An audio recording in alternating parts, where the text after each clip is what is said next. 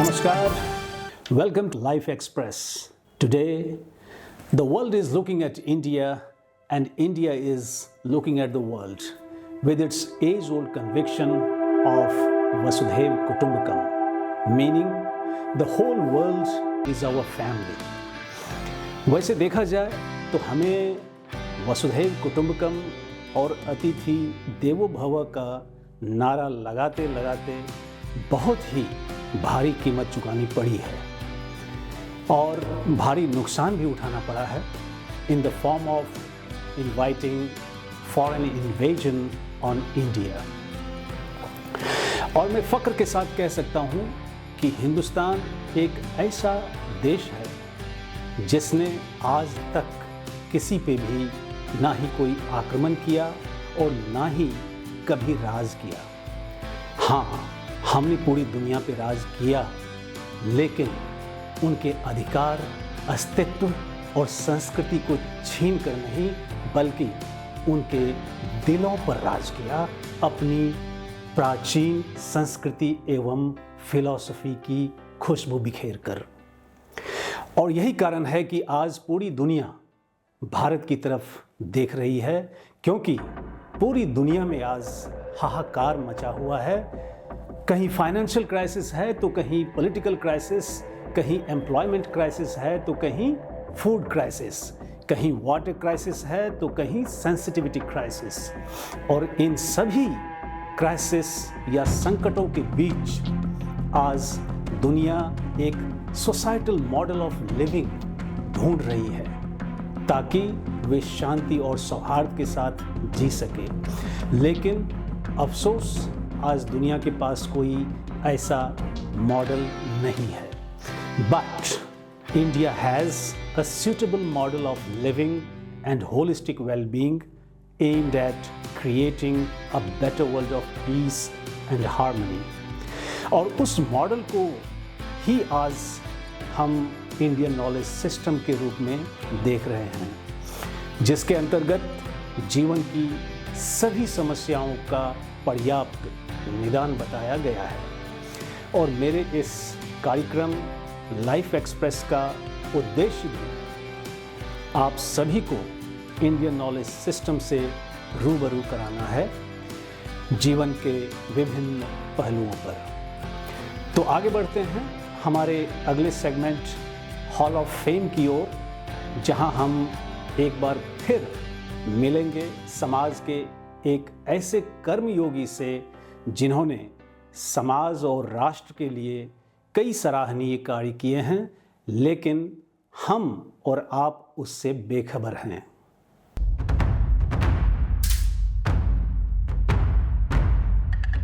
नमस्कार दोस्तों, आज के हॉल ऑफ फेम में हमारे साथ एक खास मेहमान हैं जिनके जीवन से जुड़े कई रोचक तथ्य हैं। इससे पहले कि हम उन रोचक तथ्यों को जाने उन्हीं की जुबानी, मैं चाहूंगा कि अपने विशिष्ट अतिथि का एक संक्षिप्त परिचय आपको दे दूं। आज के हमारे विशिष्ट अतिथि का जन्म बिहार के कटिहार जिले के खुड़ियाल नामक गांव में 5 जनवरी 1990 को एक सामान्य परिवार में हुआ था। आर्थिक तंगी और कई विषम परिस्थितियों के बीच अपनी लगन, कड़ी मेहनत और दृढ़ इच्छा शक्ति के बदौलत उन्होंने अपनी प्रारंभिक, माध्यमिक तथा उच्च शिक्षा अव्वल दर्जे से सफलतापूर्वक पूरी की। गरीबी और पारिवारिक जिम्मेदारियों के बीच वे 10वीं के बाद दिल्ली आ गए, जहां काम के साथ वे अपनी पढ़ाई भी करते थे।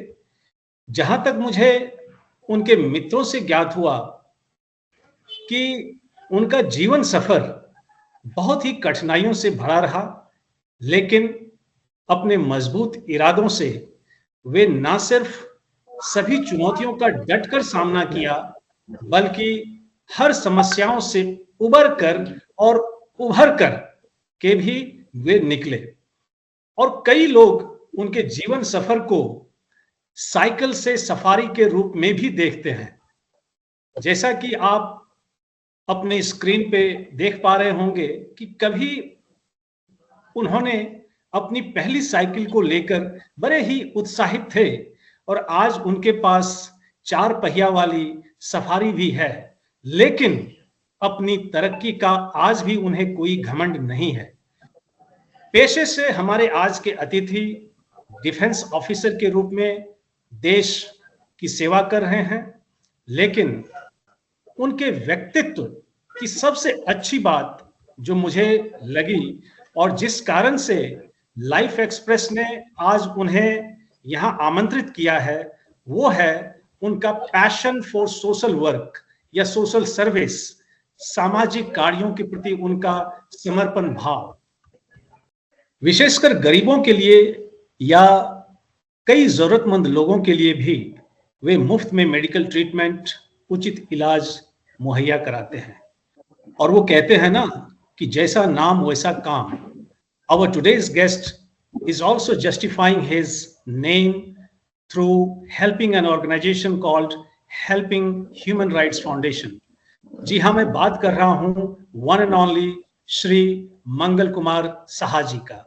मंगल जी, मुझे अपार हर्ष की अनुभूति हो रही है कि आप जैसे समाज सेवी आज लाइफ एक्सप्रेस से जुड़े, और इसके लिए मैं आपका अपने अंतःकरण से धन्यवाद ज्ञापन करना चाहूंगा और अपनी टीम तथा समस्त दर्शकों की ओर से आपका सादर आभार भी व्यक्त करना चाहूंगा। वेलकम टू लाइफ एक्सप्रेस मंगल जी। बहुत बहुत धन्यवाद। Thank you so much. Thank you sir. Sanjay sir, मुझे भी बहुत ढूंढ के निकाले और मैं आपके माध्यम से सारे लोगों तक पहुंचूंगा। Thank you so much, specially कि आपने मुझे सर्च किया। Thank you so much. Thank you Mangal ji. सबसे पहले तो हम आपसे जानना चाहेंगे कि समाज सेवा की प्रेरणा आप में कब, कहां और कैसे आई। साथ ही मैं चाहूंगा कि आप अपने जीवन के 3 यादगार पल हमसे साझा करें जो भुलाने योग्य ना हो। जी, over to you. Thank you. अभी इमोशनल भी है और रोमांचक भी कह लीजिए, सुनने में कुछ लोगों को अच्छा भी लगेगा। जैसा कि आपने बताया कि 10th के बाद कुछ सिचुएशन, परिस्थितियां ऐसी उत्पन्न हुई कि मुझे बाहर जाना पड़ा। मैं दिल्ली चला गया। दिल्ली में जाके मैंने प्राइवेट जॉब ज्वाइन किया। फिर जॉब के साथ साथ मैंने पढ़ाई को कंटिन्यू रखा। उसके बाद 2011 में एक वैकेंसी चलती है सेंट्रल गवर्नमेंट की फोर्स डिफेंस पर्सन में, मैं उसको अप्लाई करता हूँ और मेरी सिलेक्शन हो जाती है। 2011 में 11 से 12 तक ट्रेनिंग कंप्लीट करने के बाद मेरी फर्स्ट पोस्टिंग वेस्ट बंगाल होती है, बट ड्यूरिंग इलेक्शन ड्यूटी मेरी ड्यूटी लगती है गुजरात में। मैं गुजरात जाता हूँ और चूंकि मैं गरीब परिवार से बिलोंग करता हूँ, मैंने गरीबी को देखा है, बहुत नजदीक से देखा है। पापा किसान थे, कैसे मैनेज करते थे, भैया ट्यूशन पढ़ाते थे, वहां से मैनेज करके मुझे पढ़ाते थे। मेरे भैया का नाम संजय कुमार शाह है। उन्होंने भी मुझे एजुकेशन में बहुत हेल्प किया। कह लीजिए कि फादर के बाद अगर किसी ने मदद किया तो उसने मदद किया। 10th वहां तक उन्होंने कराया मुझे। उसके बाद मैं बाहर चला गया।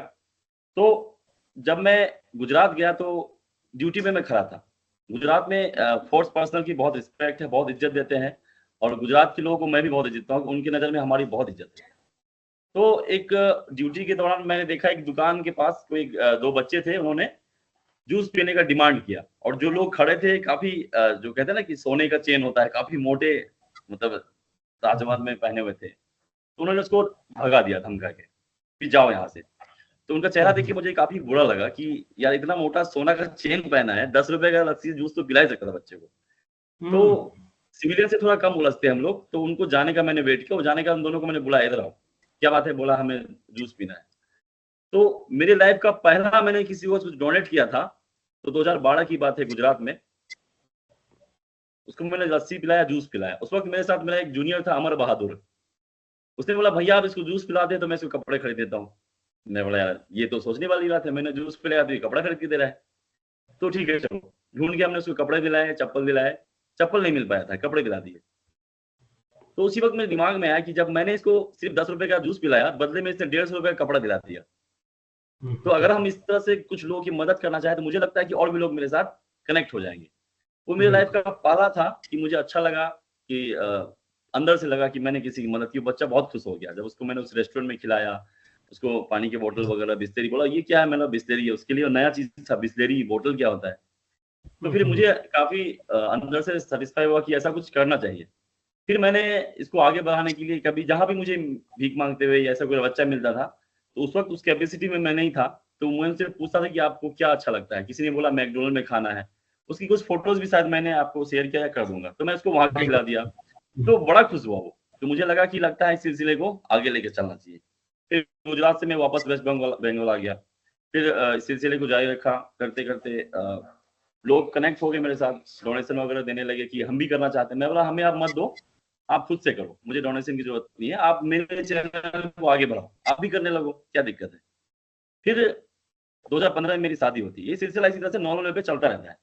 ये सिर्फ खाने तक सीमित था। मेरे पास उतना ज्यादा एक्सपीरियंस की कमी कह लीजिए या बैकअप नहीं था, गरीब परिवार से था, जॉब लगी, घर में भी पैसे भेजने हैं, भैया मुझे सपोर्ट किए तो कोशिश करता था मैं भैया को भी सपोर्ट कर सकूं। तो फिर 2015 में मेरी शादी हुई। मेरी वाइफ आई रोशनी कुमारी, वो अभी बिहार पुलिस में है, वैसे तो गवर्नमेंट एम्प्लॉय है। उसने भी मुझे काफी, उनको अच्छा लगा कि ये तो अच्छा आपका जो कर रहे हैं बहुत अच्छी बात है, आप इसको और तेजी से कीजिए, मैं भी आपके साथ हूँ। उसने मुझे कोऑपरेट किया। फिर जब मैं जयपुर पोस्टिंग गया, जयपुर में एक स्लम एरिया में मैं ऐसे संडे को घूमने निकला, तो मैं देखा यहाँ बच्चे तो बहुत है जो भीख मांगते रहते हैं। मैं सबको इकट्ठा किया, 10-12 बच्चे आ गए। मैंने उनसे पूछा क्यों भीख मांगते हो? बोला खाने पीने के लिए। मैंने बोला अगर खाना पीना मैं दे दूं आपको? तो बोला भैया दे दीजिए, हम तो खाएंगे आपके साथ। फिर मैंने वहां उन बच्चों को खाना खिलाया। सी स्कीम है जयपुर में, अगर कोई सुन रहे होंगे दर्शक, तो जयपुर में सी स्कीम प्लेस का नाम है। सी स्कीम में उन बच्चों को मैंने खाना खिलाया। तो जो लोकल लोग थे वहां पे, वो मुझे अप्रोच किए कि आप कहाँ से। मैं बताया मैं ऐसी जॉब को थोड़ा सा हाइड रखता हूँ, ऐसे यहाँ पे आया हूँ, तो मैं कोशिश कर रहा हूँ कि इनको खिला सकूं। उन लोगों ने मुझे फिर उसमें एक अर्जुन प्रजापति लोकल जयपुर के ही है, 14 नंबर पुलिया घर है उनका, मुझे अच्छी तरह से वो बात याद है, 2013-14 की बात है। तो वो 14 नंबर पुलिया उनका घर है। बोला मंगल जी मैं यहीं का लोकल हूँ, मैं आपको मदद कर सकता हूँ। मैं बोला कैसे? बोला मेरे पास 4 व्हीलर है, अगर आप आओगे तो हम खाना बनवाएंगे, कहीं कोई अगर देगा हम उससे कार्ड में लेके फिर उनको हम डिस्ट्रीब्यूट करेंगे। आपने देखा होगा फिर एक बार क्या है कि जैसे हम गाँव में भोज खिलाते हैं, ऐसे हम बच्चों को बिठाए खिलाने लगे। फिर मेरी वाइफ बोली कि और कुछ सोचिए, आप सिर्फ खाना खिलाना सोल्यूशन नहीं है, बच्चों को पूछिए पढ़ना चाहते हैं क्या वो। मैंने उनसे पूछा, बोला हाँ मैं पढ़ना चाहते हैं, हम लोग भी पढ़ना चाहते हैं, बट हमारे पास फाइनेंशियल नहीं है ज्यादा स्ट्रॉन्ग, तो हम नहीं पढ़ रहे हैं।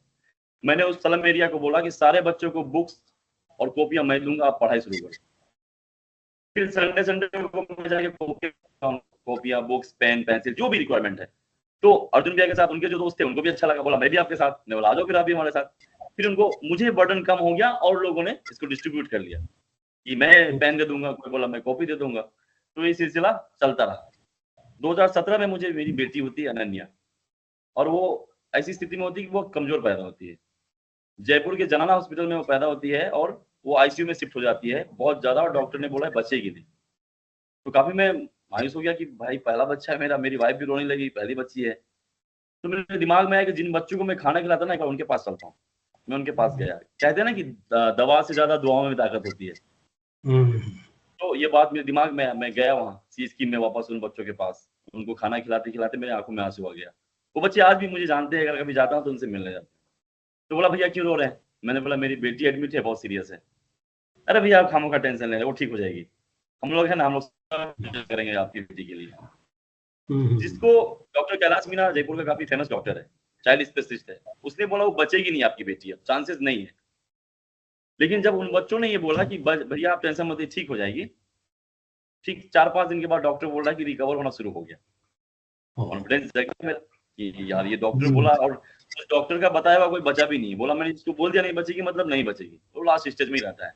लेकिन मेरी बेटी रिकवर होना शुरू हुई तो फिर मुझे अच्छा लगा कि यार ये तो चमत्कार हो गया। फिर मैं दोबारा उन बच्चों के पास गया, जाके बोला कि बच्चे ठीक हो रहे। बोला क्योंकि देखिए जो गरीब लोग हैं ना, जिनको ये पता है कि मेरा सिर्फ ऊपर वाला है और कोई नहीं है, उनको ऊपर वाले पे बहुत कॉन्फिडेंस होता है।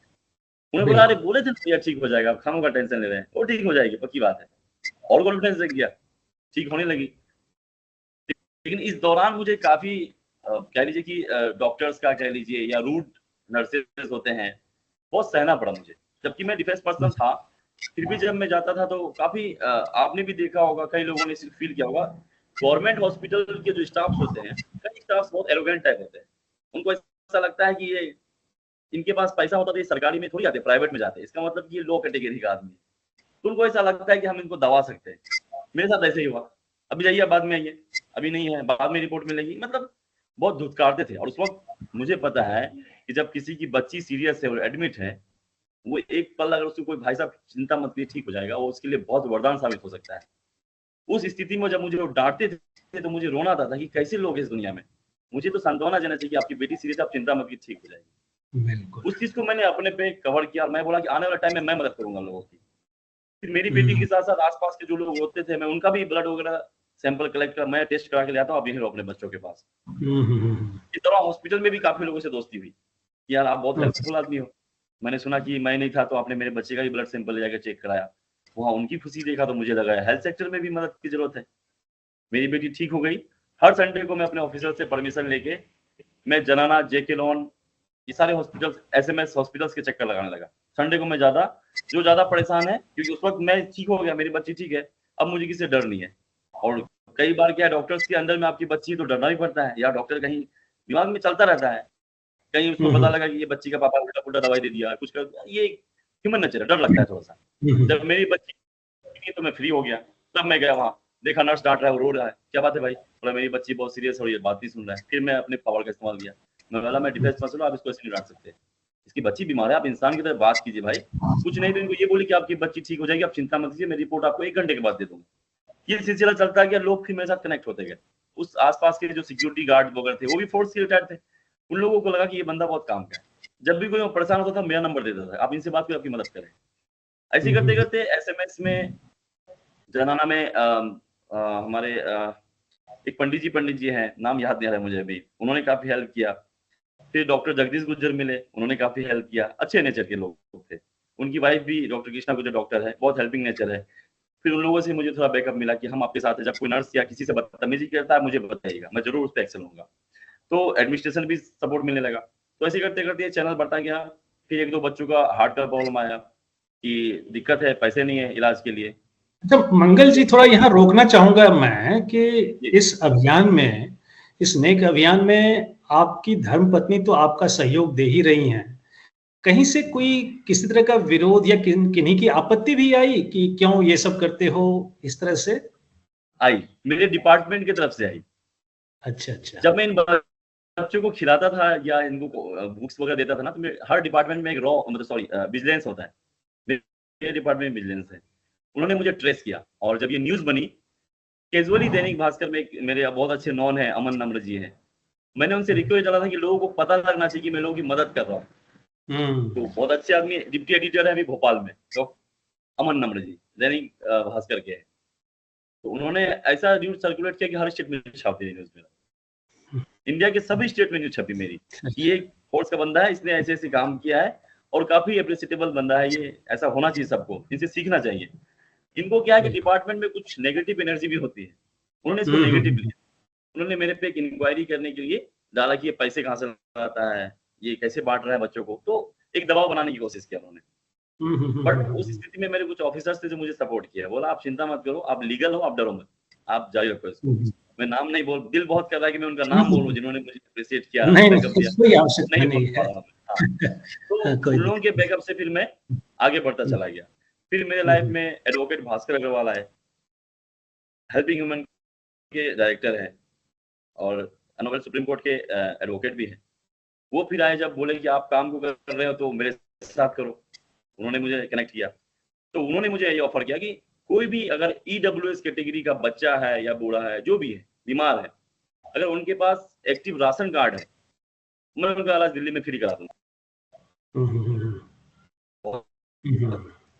मुझे किया तो बहुत बड़ा चैनल है। फिर मैं बहुत बेताब हो गया कि मैं एडवोकेट भास्कर के पास से मिलूं। मैं उनसे मिला, उन्होंने मुझे नेशनल पीआर अपॉइंट किया कि आपके नेटवर्क्स बहुत अच्छे हैं। एक्चुअली क्या है कि ऐसे करते करते मेरे नेटवर्क इंडिया के लगभग सभी स्टेट्स में है। किसी भी स्टेट में आपको चाहिए, आप डिस्ट्रिक्ट बताओगे, आधे 1 घंटे में मैं वहां लड़का निकाल दूंगा। नहीं, तो इसी संबंध में मंगल जी, इसी संबंध में हम ये जानना चाहेंगे यहाँ पे कि आप जो ये सोशल वर्क कर रहे हैं, सामाजिक सेवा जो कर रहे हैं लोगों के लिए, जो भी आप मदद पहुंचाते हैं, तो उनके क्या-क्या स्वरूप हैं?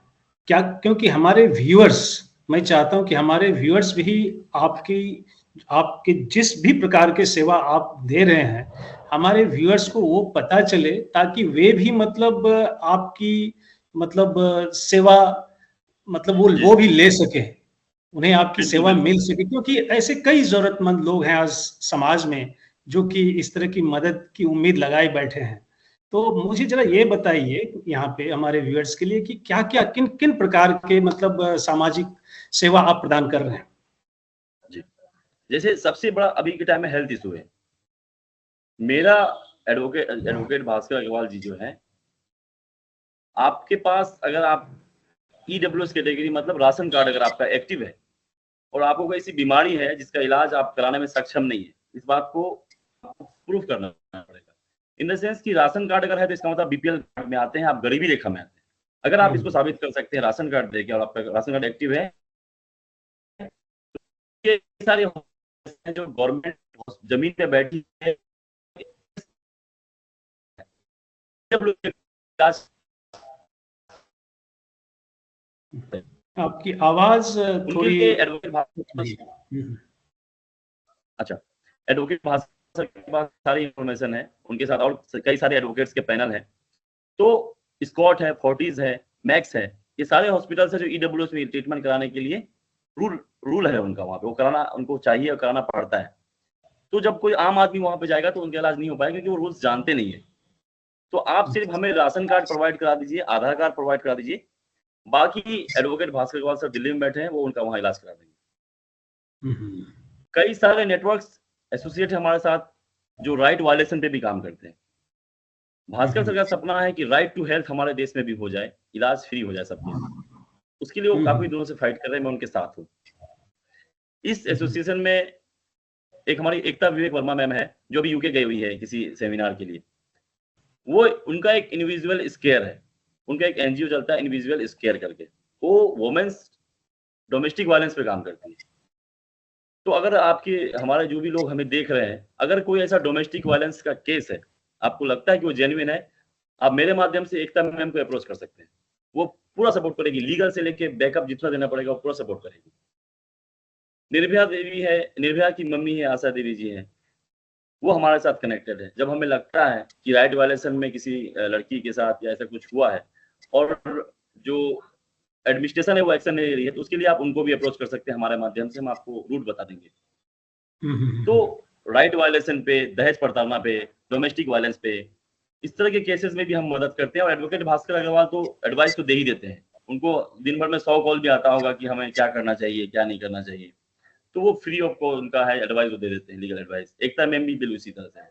तो मेरे नेटवर्क में मैं इतने रूरल क्षेत्र से आता हूँ, लेकिन ऐसे कई सारे चैनल्स हैं, जिनके हुँ, माध्यम से हुँ। मैं उनका इलाज करा सकता हूँ। अगर उनके साथ कोई डोमेस्टिक वायलेंस हुआ है, उनको मैं मेरा काम बस इतना है कि मुझे कनेक्ट कर देना है। अब आपका भी संजय सर आप हमारे साथ कनेक्ट हुए हैं, आपके व्यूअर्स देखेंगे, जी, तो आपसे भी रिक्वेस्ट जी। रहेगा कि आपके पास जो आप कनेक्ट कर दीजिए हमें। जो डोमेस्टिक वायलेंस के शिकार है, उनको मैं एकता मैडम की तरफ फॉरवर्ड कर दूँगा। जो ईडब्ल्यूएस में ट्रीटमेंट चाहिए, उनको मैं भास्कर सर की तरफ फॉरवर्ड कर दूँगा। हुँ, हुँ। जो रेपिस्ट के केस है, इनमें अगर ज़्यादा गवर्नमेंट या जो भी एडमिनिस्ट्रेशन है ज़्यादा वेटफुली काम नहीं कर रहा है, तो आशा देवी मैम से रिक्वेस्ट कर दूँगा, वो उनको बैकअप दे देंगी। कुल मिला के ये है कि हमारे देश में या हमारे जिस एरिया में भी कोई किसी किसी के साथ अन्याय ना हो, कुल मिला के यही है। अगर मैं गरीब हूँ, मैं इलाज नहीं करा पा रहा हूँ, तो ये मेरे साथ अन्याय है। एडमिनिस्ट्रेशन को मेरी मदद करनी चाहिए। अगर नहीं कर पा रही है, तो हम उनको मदद पहुँचाएँगे। हुँ, इलाज हुँ। की कमी से कोई ना मरे, ये हमारा पहला मोटो है। और हुँ, हमारा हुँ, जिस एनजीओ की तरफ से हम लोग काम करते हैं या जो एडवोकेट भास्कर अग्रवाल सर का एनजीओ है, जिसके director helping human rights foundation, वो राइट वायलेशन पे काम करती है। मैंने एक दिन उनसे पूछा बहुत अच्छा सवाल कि सर आपका टारगेट क्या है? अच्छा क्या है? बोला मंगल जी मैं चाहता हूँ कि मेरा एनजीओ बंद हो जाए। मैं बोला कमाल आपका जवाब है। दुनिया चाहती है कि मैं खूब फलूँ-फूलूँ, मेरा एनजीओ का बड़ा-बड़ा बिल्डिंग हो, टावर हो और आप बोल रहे हैं मैं चाहता हूँ कि मेरा एनजीओ बंद हो जाए। उनका सिंपल सा जवाब था कि मैं ये चाहता हूँ कि हमारे देश में हर आदमी अपने राइट्स को जान ले। हुँ। मुझे पता है ईडब्ल्यूएस में स्पॉट में मेरे पास राशन कार्ड है। अगर मैं वेल नोन हूँ अपने राइट्स, मैं खुद जाके ला भास्कर सर की मंगलम की जरूरत नहीं पड़ेगी। तो बोले मेरा बस हुँ, इतना है कि हर आदमी हमारे देश में अपना राइट्स जान ले और मैं अपना एनजीओ बंद कर दूँ। तो हुँ। बड़ा जस्टिफाई है उनका कहना है और जस्टिफिकेशन के साथ उन्होंने कहा कि मुझे यही चाहिए कि मेरा एनजीओ कब बंद हो जाए, मैं इसी का वेट करूँगा। हुँ, हुँ, इसका हुँ, मतलब हुँ। जब लोग सारे अपने राइट्स को जान लेंगे, मैं एनजीओ बंद कर दूँगा। तो हुँ, उनका हुँ। सीधा फंडा है कि लोग अपने राइट्स को जानें और अपने हिसाब से काम करें। हमें हमारी ज़रूरत किसी को ना पड़े। तो हुँ, ये है हुँ, हमारा हेल्थ वाले सेक्टर में। हुँ, हुँ। अच्छा, तो मंगल जी यहाँ पे एक और बात बताइए कि जैसे कि हमारे कई व्यूअर्स हैं लेकिन वे मतलब बीपीएल कैटेगरी में नहीं आते हैं, तो क्या लेकिन कई ऐसे लोग हैं जो कि मतलब एक मतलब क्या मैं कहूँ कि मतलब वो ट्रीटमेंट को अफ़ोर्ड नहीं कर सकते हैं, उनके पास उतने पैसे नहीं हैं, तो क्या इस तरह से कुछ मदद मिल सकती है? ऐसे कई लोग हैं? अच्छा, आपको मैं एक चीज़ और बता देता हूँ। मैं ये काम करते-करते लोग जानने लगे मुझे। तो मैं अभी लेट्स इंस्पायर बिहार, जो स्पेशली बिहार के लिए काम कर रही है अभी। श्री विकास वैभव आईपीएस आईजी हैं अभी, 2004 बैच के आईपीएस हैं और टॉप 10 कॉप्स में नाम है उसका इंडिया में। आपने भी सुना होगा विकास वैभव का नाम। हुँ, हुँ। एनआईए हुँ, में हुँ। रहे हैं, है ना? और ये सासाराम रोहतास में कभी झंडा नहीं फहरा सकता था तिरंगा, वहाँ उन्होंने झंडा जब वहाँ एसपी थे। तो मैं भी उनके साथ लेट्स इंस्पायर बिहार का पार्ट हूँ और बिहार के लिए सीमांचल एरिया में काम करता हूँ। कटिहार, किशनगंज, पूर्णिया, अररिया इन चारों जिलों के लिए जो भी संभव है मैं हुँ, मदद पहुँचाता हूँ। तो ये जो लोग बीपीएल में नहीं आते हैं, लेकिन उनको इलाज कराना है या वो नहीं कर पा रहे हैं, तो हमारे नेटवर्क्स कई सारे ऐसे हैं। पटना में कई लोग हैं जो अगर आपका इलाज या आपके ऑपरेशन को 20 लाख बता रहा है, तो एज़ ए ह्यूमैनिटी उनका कहीं जान-पहचान है या कोई उनका नेटवर्क है, कि वो 20 लाख को वो 15 लाख में करा देगा। 15 लाख का ऑपरेशन है तो वो 12 लाख में करा देगा। डिस्काउंट हुँ, करा हुँ। देगा 3-4 लाख रुपए तक। ये उनका ये हमारे लिंक्स हैं मतलब। इसी तरह से हुँ, हुँ, लेट्स हुँ। इंस्पायर बिहार के माध्यम से जो बच्चे ईडब्ल्यूएस कैटेगरी में आते हैं बट वो टैलेंटेड है पढ़ने में, उनका एग्ज़ाम कंडक्ट कराते हैं विकास वैभव सर। उनके साथ हुँ, कई हुँ। सारे इंस्टीट्यूट भी हैं। डीएसपी विनय भैया हैं जो अभी बीपीएससी 67 के टॉपर रहे हैं। उन्होंने भी खोला हुआ है कि जो बच्चे गरीब हैं, मेरा तो इतना है संजय सर कि भला सबका करो और खुद से करो। मैं गाँव क्षेत्र से आता हूँ, मेरा एरिया बहुत गरीब है। यहाँ के बच्चों में बहुत पोटेंशियल है, बट उनको गाइडलाइंस नहीं मिल पा रहा है। यहाँ के लोग बहुत अच्छे हैं, शरीफ हैं, सीधे हैं, मासूम हैं, बट बीमारी हो जाने के बाद हमें कहाँ जाना है, क्या इलाज कराना है, उनको पता नहीं चल पाता है। बेसिकली हुँ, मैं हुँ। इसी पे काम कर रहा हूँ, बट चूँकि एनजीओ है, चूँकि विकास वैभव सर आईपीएस है, तो पूरे इंडिया के आईपीएस, सिर्फ बिहार के नहीं है। बट शुरुआत उन्होंने बिहार से किया है, चूँकि वो बिहार के हैं। तो इसी हमारे इस कैंपेन में लेट्स इंस्पायर बिहार भी एक पार्ट बना है अभी, जो बिहार के लोगों को, जो हमारा बिहार किसी ज़माने में, किसी टाइम पे आपने भी सुना होगा, आप तो खुद बिहार से हैं, तो जो सर बोलते हैं कि अखंड भारत वाली बात है, तो बिहार का भी क्षेत्र बहुत लंबा-चौड़ा था। नालंदा हुँ, हुँ। यूनिवर्सिटी को कौन नहीं जानता है? लेकिन हुँ, उसकी स्थिति हुँ। आज डामाडोल है, तो विकास वैभव सर ये चाहते हैं कि वो स्थिति फिर से वापस हो और बिहार एक अव्वल दर्जे के राज्य में आए। तो इसी सिलसिले बिल्कुल। में ये भी एक कैंपेन मैं अभी साथ में रन कर रहा हूँ इन लोगों के साथ मिलके।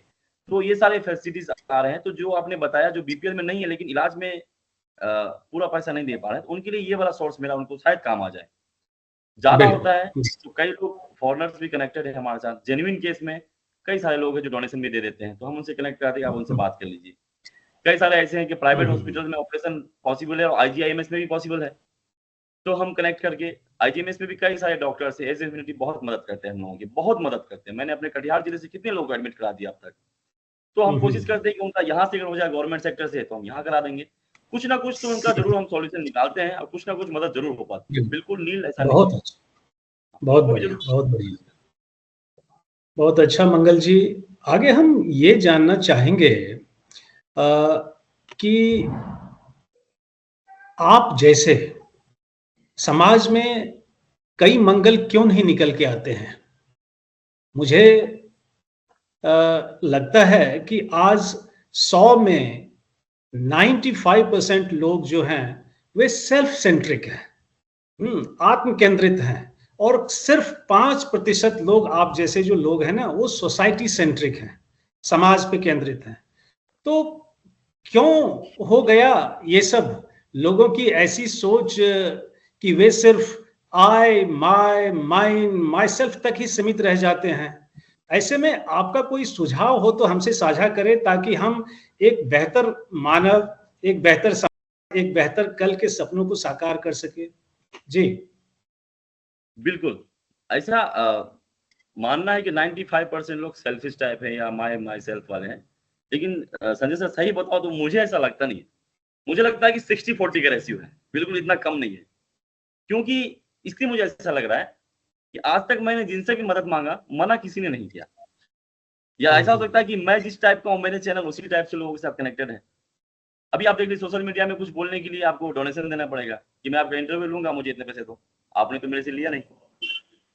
एक आदमी आप निकल गए मेरे टाइप के, मैं यहाँ खुड़ियाल में बैठ के दिल्ली, मुंबई, पटना ऐसी जगह पे कई बार ब्लड दिलवा दिया हूँ। अगर अच्छे लोगों की संख्या कम होती तो मैं अकेले तो कर सकता नहीं, जरूर लोग हैं। तो इसमें जो 60% लोग हैं जो नहीं कर रहे हैं, मुझे लगता है कि थोड़ा सा दृढ़ संकल्प की जरूरत है।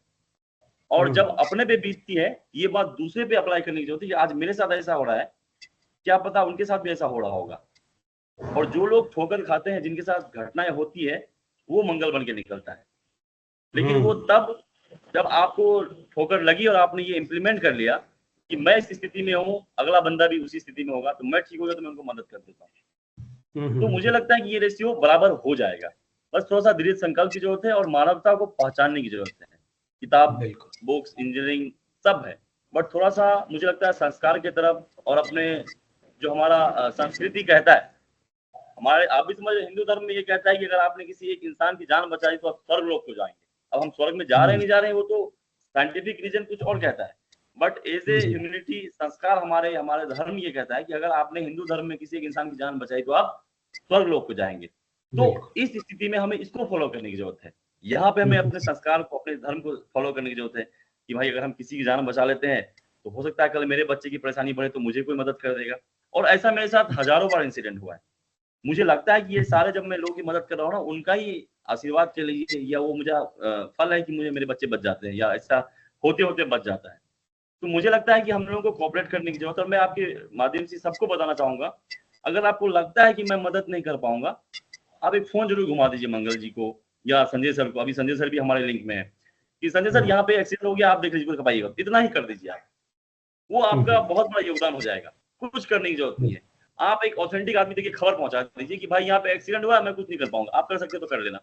इतना भी अगर कर देते हैं तो आपका 50% पार्टिसिपेशन है उसमें, उस इंसान की जान बचाने में। तो जो लोग देख रहे हैं, मैं तो यही रिक्वेस्ट करूंगा कि जब भी कोई घटना होता है आप कभी उसको अपने पे लेके सोचिए कि अगर मैं होता तो क्या होता, तो आप जरूर उनकी मदद कर पाएंगे और आपके दिल से आवाज आएगी कि नहीं, मदद करना चाहिए। तो इसको अगर हम फॉलो करेंगे, किसी भी परेशानी को अपने पे एक बार लेके उसको हम जो कहते हैं इमेजिन करेंगे, तो हम जरूर निकाल देंगे। बहुत बढ़िया, बहुत बढ़िया। तो अंत में हम चाहेंगे कि आप एक डिफेंस ऑफिसर होने के नाते आज के युवाओं के लिए एक संदेश दें, जिससे उनके दिलो दिमाग में समाज के साथ साथ राष्ट्र सेवा के लिए भी एक नई चेतना आए। और एक नई ऊर्जा आप उनमें कैसे डालना चाहेंगे, थोड़ा उसके ऊपर भी, और थोड़ा दो शब्द समाज में शांति की स्थापना कैसे हो उसके ऊपर भी आप दो शब्द कहें। जी बिल्कुल। अगर आपके पास टाइम होगा तो मैं 1 मिनट का एक स्टोरी बताऊंगा कल का। हर छुट्टी में कुछ ना कुछ इंसिडेंट मेरे साथ होता है, वो मैं आपको लास्ट में बताऊंगा जो आपने बताया। तो मेरा मानना है कि समाज और देश प्रेम तब आएगा सबसे पहले जब हम एजुकेटेड होंगे। शिक्षा किसी भी बीमारी को या किसी भी जो कह लेते हैं जो शांति सौहार्द हमें जीवन बिताना है या समाज को करना है, तो इसका एक ही मंत्र है, शिक्षा। एजुकेशन पे अगर हम जोर डालेंगे, जब हमारे बच्चे, जब हम एजुकेटेड होंगे, तो हमारे मन में थोड़ा ईर्ष्या की भावना कम हो जाएगी, हम समझने लगेंगे लोगों को। साथ साथ धर्म और संस्कार भी जरूरी है पढ़ाना अपने बच्चों को। दूसरा, जो यूथ है आज की डेट में, अगर वो नशे से दूर होते हैं, पढ़ाई एजुकेशन बहुत जरूरी है, लेकिन अगर ये जो आजकल नशे के लत में बच्चे पढ़ रहे हैं ना, अगर इनसे दूरी बना लिया तो मुझे लगता है कि वो सक्सेस है। सबसे बड़ा बैरियर आज की डेट में अगर हमारे समाज में है तो नशा है, बहुत बुरी तरह से लड़कों पे इफेक्टेड है। और इनका अगर हम त्याग कर देते हैं तो मुझे लगता है कि हम जगह पकड़ लेंगे और अपने आप राष्ट्र प्रेम आ जाएगा हमारे अंदर। हम तभी भटकते हैं जब हम ऐसी चीजों का सेवन करते हैं जो हमारे माइंड को डाइवर्ट कर देता है। और दूसरा, संगति का भी असर, ये मानने वाली है, संगति का भी असर होता है।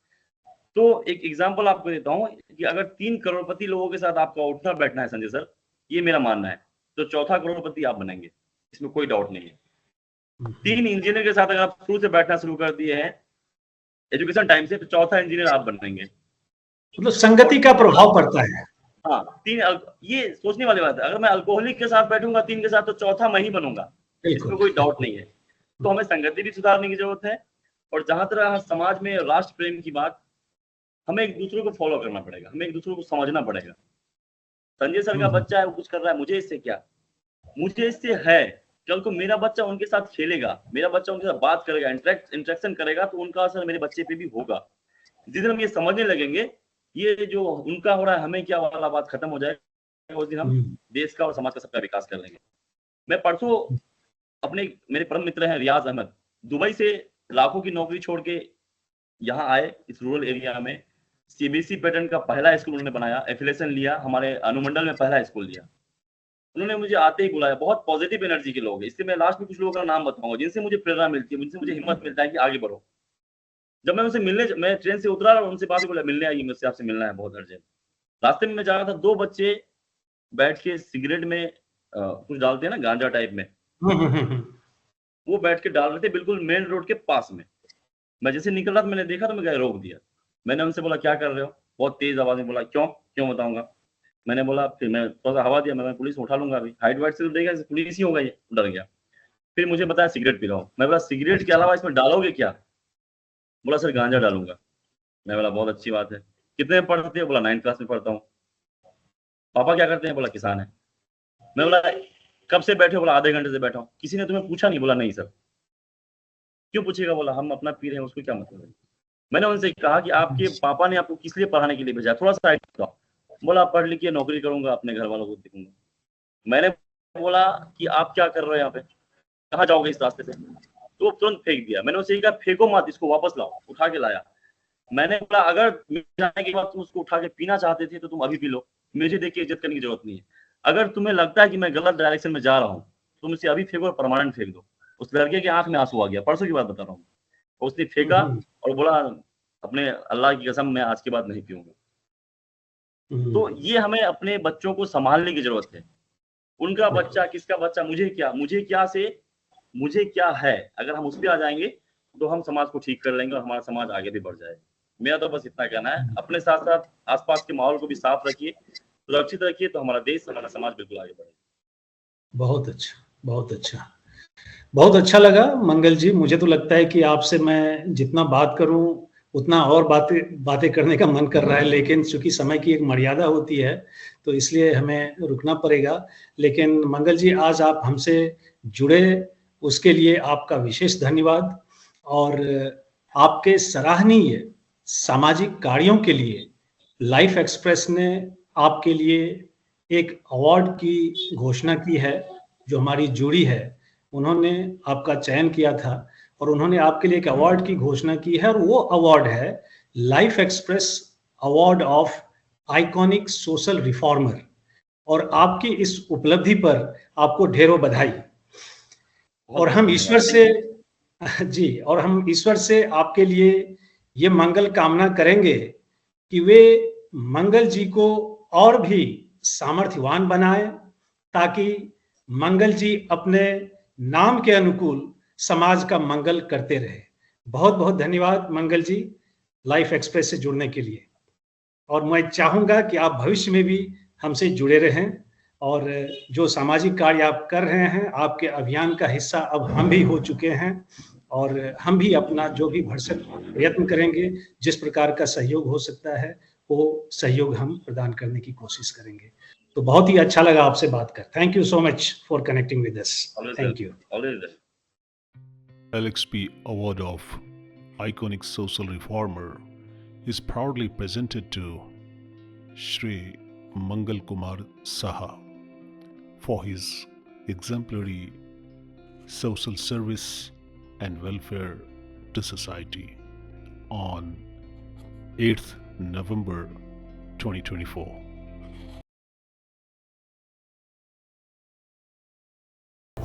नमस्कार दोस्तों, हमेशा की तरह आज के आई के सेगमेंट में सबसे पहले हम एक ह्यूमन वैल्यू सीखेंगे और उसके बाद हम एक भारत के पारंपरिक मान्यता या ट्रेडिशनल बिलीफ के वैज्ञानिक कारण को भी समझेंगे।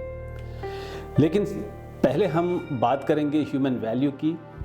पिछला ह्यूमन वैल्यू जो हमने हिंदी अल्फ़ाबेट के जरिए सीखा था वो था करुणा, और हिंदी का अगला लेटर या अक्षर है ख। अब आप सोच रहे होंगे कि ख से क्या हो सकता है। ख से जिस मानव मूल्य का या जीवन मूल्य का मैंने चयन किया है वो है खुशी, which you call happiness in English. मुझे लगता है कि खुशी का आपके जीवन में उतना ही महत्व है जितना ऑक्सीजन का। जैसे ऑक्सीजन के बिना जीवन मृत्यु में बदल जाता है, उसी प्रकार खुशी के बिना हमारा जीवन नीरस ही नहीं बल्कि मृत्यु के समान हो जाता है। इसलिए खुशी का हमारे जीवन में बहुत बड़ा स्थान है और हर किसी के जीवन में खुशी का होना अनिवार्य है। लेकिन खुशी एक ऐसी चीज़ है जिसे आप किसी प्रोडक्ट के रूप में किसी दुकान से नहीं खरीद सकते, क्योंकि यह एक मन की अवस्था है, स्टेट ऑफ माइंड है। खुशी की परिभाषा अलग अलग स्थिति और परिस्थिति में अलग अलग लोगों के लिए अलग अलग हो सकते हैं। कोई कम धन और कम सफलता के साथ भी खुश रहता है, तो कोई अकूत धन संपत्ति और सफल होने के बाद भी गम में रहता है। इसलिए हम सबको खुश रहने की आदत डालनी चाहिए ताकि हमारा शारीरिक और मानसिक स्वास्थ्य बेहतर रहे, हम कम तनावग्रस्त रहे और अपने जीवन की उत्पादकता और रचनात्मकता में वृद्धि कर सके और समूल रूप से एक खुशहाल और सकारात्मक जीवन जी सके। तो अब हम आगे बढ़ते हैं अपनी एक पारंपरिक मान्यता के वैज्ञानिक कारण की ओर, और इसके अंतर्गत आज हम समझेंगे घर आंगन में रंगोली सजाने के पीछे का विज्ञान अकॉर्डिंग टू केवी सिंह। किसी भी शुभ अवसर पर घर आंगन में रंगोली सजाने की बड़ी प्राचीन प्रथा रही है। रंगोली सजाने के पीछे पृथ्वी तत्व से जुड़ा विज्ञान है, इसलिए इसे विधिपूर्वक और सही पदार्थों से ही बनाना चाहिए, केवल सौंदर्य या सजावट के लिए नहीं। जैसा कि आजकल प्रायः देखने को मिलता है, रंगोली का मूल संस्कृत शब्द रंगवल्ली है। विशिष्ट चावल का सफ़ेद चूर्ण चुटकी में लेकर जमीन पर उसके द्वारा निर्माण की गई आकृति को रंगोली कहते हैं। रंगोली मूर्तिकला व चित्रकला से भी प्राचीन है। किसी भी धार्मिक अथवा मंगलकारी कार्य में रंगोली का निर्माण होता है। प्राचीन काल में हर घर के दरवाजे के सामने प्रतिदिन पानी छिड़क कर रंगोली बनाने की प्रथा थी। महाराष्ट्र व दक्षिण भारत में आज भी यह प्रथा प्रचलित है। जमीन पर झाड़ू लगाकर पानी छिड़कने के बाद उस पर रंगोली की 4 रेखाएं खींची जाती हैं। साफ की गई जमीन बिना रंगोली के अशुभ मानी जाती है। रंगोली में जो आकृतियां निकाली जाती है वे प्रतीक के तौर पर होती है। उदाहरण के लिए शंख, स्वास्तिक, चंद्र, सूर्य, कमल, लक्ष्मी और कभी कभी प्रजनन शक्ति का भी प्रतीक के रूप में हम उसे बनाते हैं। वैष्णव उपासना में उसका विशेष महत्व है। रंगोली को चावल के चूर्ण से बनाया जाता है। चावल में नकारात्मक तत्वों को नष्ट करने की प्राकृतिक क्षमता होती है। यही कारण है कि जब किसी को तिलक लगाते हैं तब भी चावल का ही प्रयोग होता है। चावल नकारात्मकता को दूर करता है और जिसका तिलक करते हैं उसकी रक्षा होती है। जमीन पर झाड़ू लगाते समय तथा पानी छिड़कते समय जमीन पर सूक्ष्म रेखाएं बन जाती हैं, जिनके द्वारा जमीन में एक प्रकार का कंपन पैदा होता है। क्योंकि ये रेखाएं अनियमित होती हैं, इसलिए उनसे होने वाले कंपन भी अनियमित होते हैं। ये अनियमित कंपन शरीर, नेत्र व मन के लिए हानिकारक होते हैं। इनसे बचने के लिए साफ की गई जमीन पर रंगोली के माध्यम से कोण व अन्य शुभ चिन्ह व्यवस्थित रूप से उसके ऊपर बनाए जाते हैं, जिससे अशुभ परिणाम दूर हो जाते हैं और शुभ परिणामों की प्राप्ति होती है। यही है रंगोली सजाने के पीछे का विज्ञान। पर आजकल तो घर आंगन कच्चे होते ही नहीं, ऐसे में रंगोली का क्या प्रयोजन रह जाता है? यह शोध का विषय है आप सबके लिए, हम सब के लिए। Hello everyone, today we are gonna learn some rules under intonation rules, and these rules what I have chosen here, they are used for falling tone. यहाँ जो भी रूल्स आप देख रहे हैं, 4 रूल्स, ये फॉलिंग टोन के लिए इस्तेमाल होते हैं। तो फॉलिंग टोन पे हम कब जाएं, क्यों जाएं, तो उसके लिए ये 4 कंडीशंस दिए हुए हैं in the form of rule 7, 8, 9 and 10. So if you look at the first rule here, I mean rule 7, it says that you should use falling tone in ordinary statements made without emotional implications. Okay, last time हमने देखा था ये जैसे तीनों sentences थे, ये high pitch पे जा रहे थे लास्ट में, या राइजिंग टोन पे जा रहे थे, लेकिन यहाँ पे ये फॉलिंग टोन पे जा रहे हैं।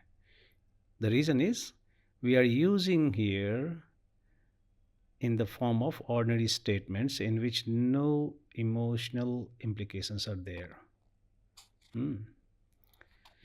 So, and similarly, Rule 8 also says that you should use falling tone in unfriendly questions which begin with WH question words. Then you should also use falling tone in commands, then for exclamations. So these are few sentences. Let's have a drill here. एक quick drill करते हैं हम. So under this rule 7, you can read it like this or speak like this. It's 7 o'clock. The house is empty. The water is warm. Then in unfriendly questions, let's have a drill here. Why did you do it? Whose bag is this? What are they talking about? Then in commands, do as I say.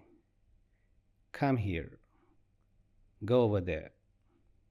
Then for exclamations, what a surprise. So nice of you. So this is just a matter of practice, you just keep these facts in your mind and slowly it will become part of your habit. So that's all for now, and we shall talk about some other rules of pronunciation in our next episode. Thank you. तो आज के सत्र की समाप्ति मैं फिर एक आह्वान के साथ करूंगा, खासकर खुशी को लेकर, चूँकि आज हमने चर्चा की थी ह्यूमन वैल्यू के अंतर्गत। खुशी का महत्व तो हम सब जानते हैं, लेकिन खुशी मिले कैसे, उसके ऊपर हम कम सोचते हैं। इसके लिए मैं 6 बातों के लिए आपसे आग्रह करूंगा। सबसे पहले तो नकारात्मक विचारों से या नेगेटिव थॉट्स से अपने आप को आप दूर रखें। दूसरा, हम आत्म केंद्रित होने के बजाय समाज केंद्रित बने। तीसरा, रोज थोड़ा एक्सरसाइज या व्यायाम करें।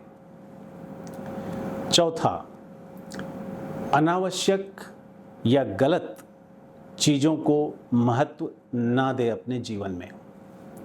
पांचवा, जो भी आपके बहुत ही करीब हैं उनके साथ आप अपना रिश्ता मजबूत बनाकर रखें, आपसी सहमति और परस्पर आदर के साथ।